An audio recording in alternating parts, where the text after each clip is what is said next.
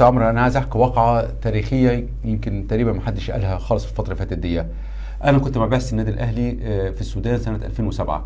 النادي الاهلي كان راح يلاعب الهلال السوداني في دوري ابطال افريقيا سنه 2007، وكان رئيس البعثه وقتها الكابتن محمود الخطيب، كان وقتها نائب رئيس النادي الاهلي وكان هو رئيس البعثه. النادي الاهلي كسب مباراه الذهاب هنا 2-0، وكانت حصلت ازمه ما بين عصام الحضري وحارس مرمى النادي الاهلي وقتها وهيثم مصطفى نجم النادي الهلال السوداني.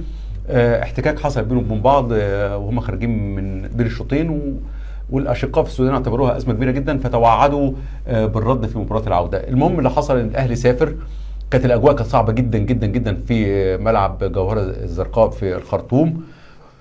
واول ما دخلنا لقينا جمهور الهلال عامل تابوت لعصام الحضري وقال هندفنك هنا. كانوا عاملين تابوت كبير جدا ورسموا عصام الحضري ان هو رقاصه ورسموا تابوت كبير جدا، وكانت الازمه رايحه يعني الاهلي خسر المباراه دي 3-0 وحصلت مناوشات كتيره في ارض الملعب. لكن كان وقت بعد الازمه دي على طول، كان بعد المباراه دي على طول كان في دعوه للكابتن محمود الخطيب لتكريمه من قبل مسؤولين كبار في السودان.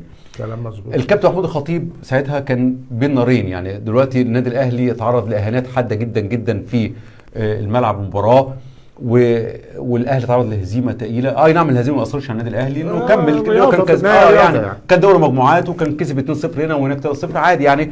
لكن الكابتن محمود الخطيب وقتها رجح العقل عنده وقال ان احنا علاقتنا بالسودان اكبر بكتير طبعا جدا من ازمه مباراه الكره. وساعتها الكابتن محمود الخطيب اصطحب البعثه الاعلاميه كلها لحفل تكريمه، وكانت حفله اكتر من رائعه. والكابتن محمود الخطيب فاكر كويس جدا، قال ان الحمد لله ان صوت العقل يعني تغلب على صوت ورحت حضرت الحفله دي، والحفله دي كانت يعني واحده من افضل الحفلات اللي تم تنظيمها للكابتن محمود الخطيب على مدار تاريخه كله في البلاد العربيه على ما اظن يعني. والاشقاء استقبلوا الكابتن محمود الخطيب بشكل كبير جدا، واعتذروا كمان للكابتن محمود الخطيب على اللي حصل في الملعب وقالوا دي ازمه ملعب وانتهت. فدي كان موقف حضرني، ويمكن كتير جدا من الناس ما تعرفش هذا الموقف يعني.